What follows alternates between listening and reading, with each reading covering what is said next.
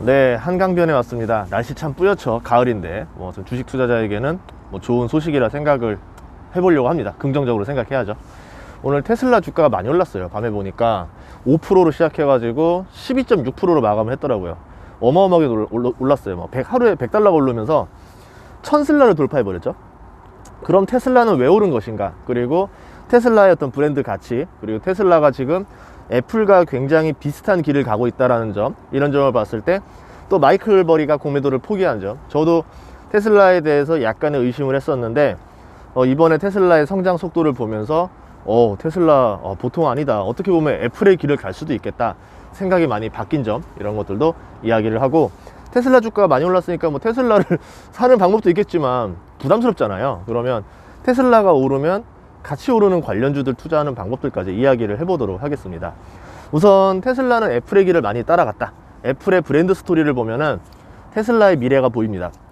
애플 같은 경우는 처음에 PC 사업을 시작했었죠. 그러다가 이제 스마트폰 사업으로 이제 바로 진출했는데 다른 기업들보다 좀 더 빨랐어요. 먼저 준비했습니다. 그래서 스마트폰 시장 사업에 선점 효과를 가져갔어요. 나머지 업체들도 막 후발주자들이 막 다 뛰어들어오면서 이제 우리말로 말하는 춘추 전국시대 또는 난장판이 시작됐는데, 그 와중에도 애플은 계속 높은 성장률을 보여줬어요. 그 사이에 어떻게 되냐면 시장은 커지고 있는데 경쟁업체들은 하나씩 나가 떨어집니다. 시장이 커지는데 경쟁업체가 나가 떨어진다는 거는 경쟁업체들은 마진이 나지 않는다는 거고, 애플 같은 경우는 굉장한 마진을 내면서 쭉쭉 성장을 하고 있었다. 천하통일을 점점 눈앞에 두어 가고 있었다, 이렇게 볼 수 있다는 거죠. 애플이 버틸 수 있었던 이유 중에 하나는 뭐냐면, 이 로마가 성공했던 전략을 거의 활용했기 때문이에요. 애플이라는 브랜드 자체가 이 사과를 따먹는 선악과를 상징하잖아요. 자기들은 아니라고 하지만. 그리고 브랜드 스토리에서 스티븐 잡스가 이제 검은색 티셔츠 그리고 청바지 이런 걸 입으면서 자기 자신의 어떤 CEO 자체를 하나의 브랜드 스토리로 만들어가고 있었던 점도 있었고, 제가 제일 주목했던 점은 로마 같은 전략을 썼다. 동맹국들을 잘 활용했다.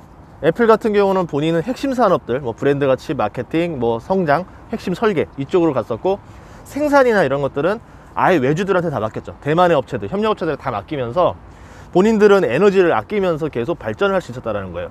그에 비해서 다른 업체들은 뭐냐면 본인들이 기획, 생산, 마케팅, 생산까지 다 하다 보니까 완벽하지가 않다라는 거죠. 그리고 한 번 제품을 낼 때마다 어마어마한 체력이 소모가 됩니다. 근데 애플은 체력이 소모가 되지 않으니까 여기에만 집중해서 더 격차를 벌릴 수 있었다, 초격차를 낼 수 있었다, 저는 이렇게 봅니다.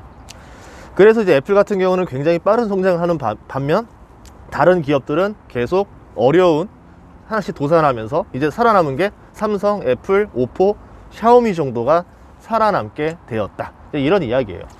애플 같은 이야기를 좀 더 해보자면은 지금 굉장히 영업 마진율이 좋아요. 애플 같은 경우 가격이 비싸도, 그리고 고객들 충성도가 엄청납니다. 스타벅스의 브랜드 가치랑 굉장히 비슷한 것 같아요. 스타벅스도 보면은 더 비싼 커피도 있고 더 맛 좋은 커피도 있고 더 저렴한 커피도 있는데도 불구하고 사람들은 그냥 스타벅스로 가는 거죠. 이게 브랜드 가치가 뛰어나니까 고객 충성도가 엄청난 거거든요. 애플도 마찬가지로 한번 아이폰을 쓴 사람은 계속 아이폰에 남아요. 테슬라를 탄 사람도 이제 앞으로 다른 브랜드로 안 가고 테슬라 안에서 남지 않겠는가, 저는 이제 그렇게 생각을 하고 있어요.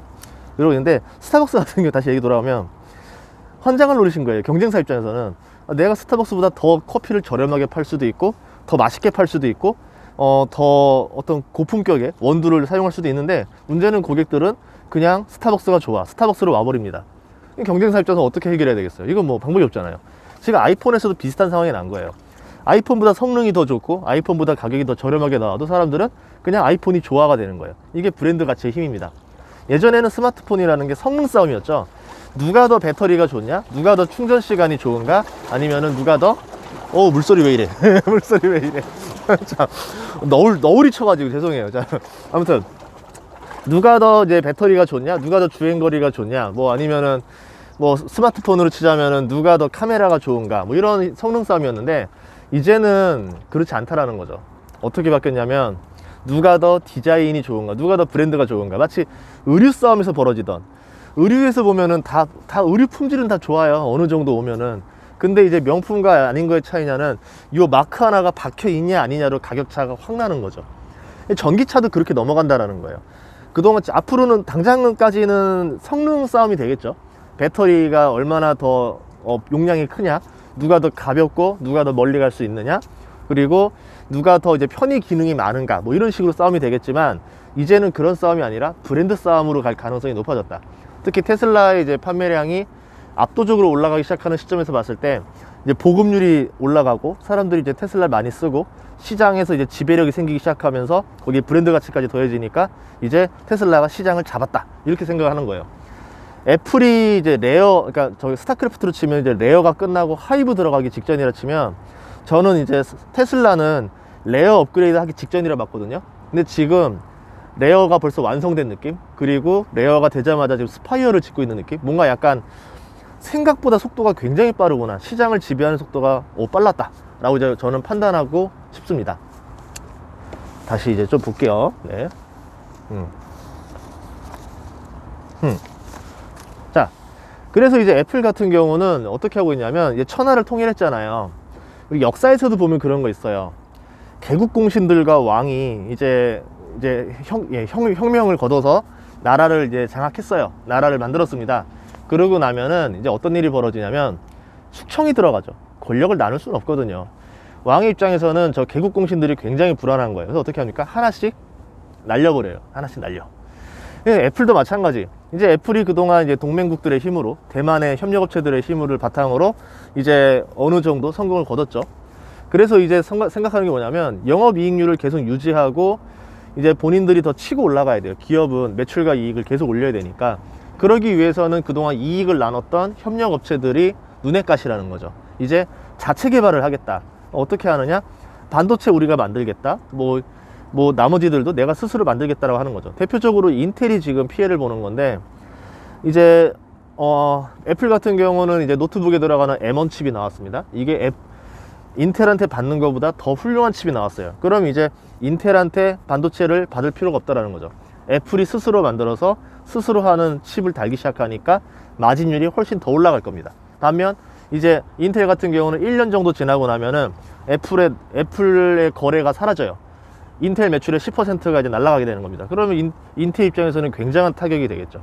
그래서 며칠 전에 주가가 11% 하락했던 이유가 이런 이유다라고 볼 수 있겠죠. 애플도 점점점 이제는 그동안 협력업체들 고생했어, 덕분에 내가 스마트폰 시장을 다 장악할 수 있었어 라고 하면서 하나둘 날리기 시작하고, 그러면 살아남기 위해서 대만 업체들 중에서 뭘 할 거냐면, 아직 내가 너한테 쓸모가 있다는 걸 보여줘야 돼요. 뭐 폭스콘 같은 경우는 이제 전기차를 만들면서, 너 스마트카 하고 싶잖아, 그러면은 나를 아직 더 활용해야 돼 라고 하면서 이제 어떤 생존 전략을 갖춰가는 거죠. 아마 그런 연유들도 있지 않을까, 이렇게 생각해보고 있고, 테슬라 같은 경우도 이제 반도체를 내재화하기 시작했고 배터리도 내재화하기 시작합니다. 전기차 회사 입장에서 가장 스트레스는 배터리예요. 배터리가 가장 비싸고 가장 무겁고 가장 이제 개발이 덜 된 부분인데, 이제 배터리 회사들이 알아서 투자하고 알아서 이제 고생해가지고 배터리를 개발시켜 놨더니 이제 이런 생각이 드는 거죠. 배터리 회사와 영업이익률을 나누자니 테슬라도 지금 약간 고개를 갸우뚱하는 거죠. 이제 혼자 먹어야겠다, 개국 공신들을 슬슬 처단해야 되겠다 이러면서 내재화를 준비합니다. 그래서 이제 만들어난 게 4680 배터리죠. 지금 수율이 80%고 좀 있으면은 이제 한 1, 2년 더 걸리겠죠. 이제 완성되려면, 양산되려면 그렇게 되는 거니까 배터리 회사들 입장에서도 아직도 시간은 좀 남아 있긴 해요. 그런데 테슬라는 점점 더 저렴한 방식으로, 원통형을 쓰니까요, 저렴한 방식으로 더 멀리 가는 배터리들을 개발하고 있더라. 그리고 본인이 스스로 만들기 때문에 마진율이 점점 올라갈 것이다. 이런 점들을 보면은 테슬라 주가에 이제 앞으로 더 올라가지 않겠느냐, 이렇게 보는 거고, 배터리 회사들의 주가는 앞으로 조금 뭐 당장은 문제가 없겠지만 한참 뒤부터는 조금 고민을 해봐야 되지 않을까. 개국 공신이라고 어깨에 힘 빡 피고 돌아다녔는데 어느 날 뒤에서 숙청당하지 않을까, 이런 좀 걱정이 있습니다.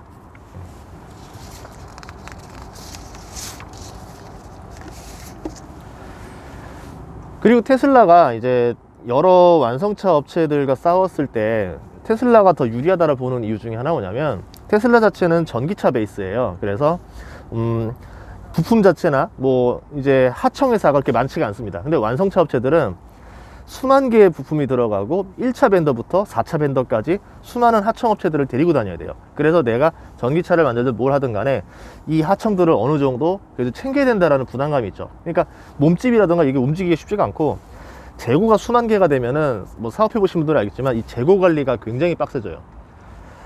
예를 들어서 이게 많아져도 이게 부족하면은 생산량은 똑같아요. 그러니까 이거를 어느 정도 수준으로 평준하게 맞춰야 되는데 최적화된 그 생산량이 있단 말이죠.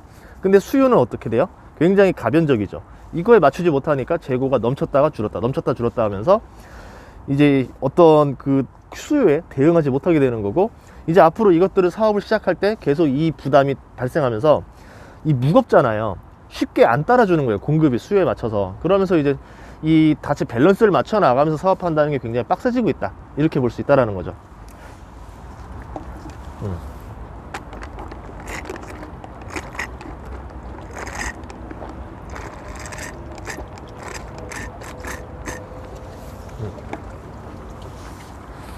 그래서 제가 볼 땐 뭐냐면, 이 테슬라도 브랜드 가치로 이제 시작을 하고 있다. 브랜드에 굉장히 집중을 했고 지금 벌써 어느 정도 성과를 냈다.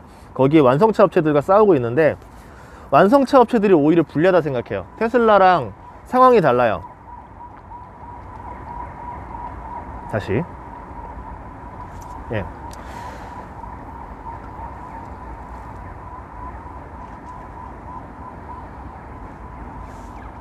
네, 그리고 이제 다시, 너무 시끄럽다.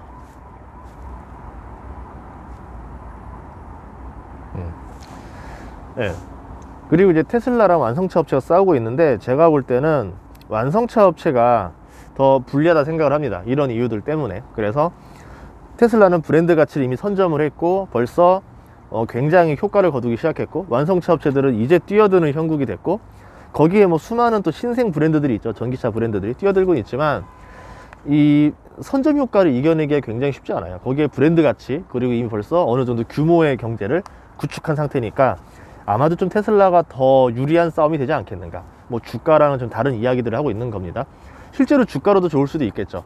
이제 그래서 애플의 전철을 보면 애플도 주가가 올랐다가 내렸다가 올랐다 내렸다 올랐다 내렸다 하면서 결국은 위로 갔다는 얘기죠. 뭐 테슬라 주식도 애플의 전철을 밟는다고 하면은 뭐 성장 과정에서 수많은 경쟁을 거쳐야 되기 때문에 뭐 한 번씩 위기가 올 거예요. 그리고 한번 떨어질 거고, 또 올랐다가 떨어지고 올랐다 떨어질 건데, 애플의 전철을 밟는다고 하면은 점점점 우상향하는 모델이 되지 않을까, 이렇게 생각을 하고 있어요. 그렇다고 하더라도 언젠가 한번 저렴하게 살 수 있는 기회는 오지 않을까, 이렇게 예상을 하고 있고요. 이제 그 다음 모델, 이제 잠깐 레어 단계를 얘기했으니까 이제 하이브 단계를 이야기 할게요. 전기차의 다음은 이제 자율주행차예요. 다들 자율주행차를 준비하고 있는데, 자율주행차 싸움이 되면 테슬라는 또 다른 도전을 하기 시작하는 거예요. 그때는 이제 진짜 애플과 이제 구글과 맞서 싸워야 됩니다. 자율주행차 싸움에서는 이제 완성차 업체들도 다 준비를 하고 있잖아요. 근데 제가 볼 때는 이 자율주행차에서는 아무래도 이제 구글, 애플, 뭐 이제 테슬라 같이 인공지능이라던가 어느 정도 빅데이터라던가 브랜드 가치가 우수한 기업들이 더 유리하지 않을까. 예전에는 하드웨어 중심이 더 중요시 여겼다 치면, 어느 정도 이제 성능에서는 이제 격차를 둘 수 없는 수준까지 간다라고 하면 이제는 소프트웨어 싸움이거든요. 그때는 소프트웨어가 뛰어난 이런 기업들이 더 어떤 스마트카에서도 유리한 고지를 밟지 않을까, 이렇게 생각을 해보고 있습니다. 그러면 이제 테슬라 주식을 너무 비싸니까 어떻게 해야 되냐라고 하는데, 제 관점은 이래요. 내가 판단하기에 비싸다라고 하면은 뭐 안 사면 돼요. 그리고 시간이 지나다 보면 언젠가 한 번쯤 저렴하게 또 떨어지는 때가 있어요. 그럼 그때 또 담으면 돼요. 워렌 버핏도 애플 주식을 언제 샀냐면 한참 뒤에 샀어요. 2015, 16년에 샀습니다. 근데 그러고 나서 돈 많이 벌었거든요. 우리도 기회가 왔을 때 사면 된다라는 거고, 아니다, 나는 지금이 확신하다, 그러면 지금 사도 되는 거예요. 결과는 아무도 알 수가 없기 때문에 이렇다는 거고, 꼭 테슬라만 살 필요가 없는 거는, 테슬라와 같이 동맹하는 그런 협력 업체들이 있어요. 그 테슬라가 성장하는 만큼 같이 성장하는 개국 공신들의 주식들이 있을 것이다. 그런 주식들을 사도 되는 거죠. 그 배터리가 대표적이긴 한데 퍼가 굉장히 높습니다. 그러면 기왕이면 내가 지금 개국 공신에 투자하는데 PER이 높은 거를 살 필요까지는 없다라는 거죠.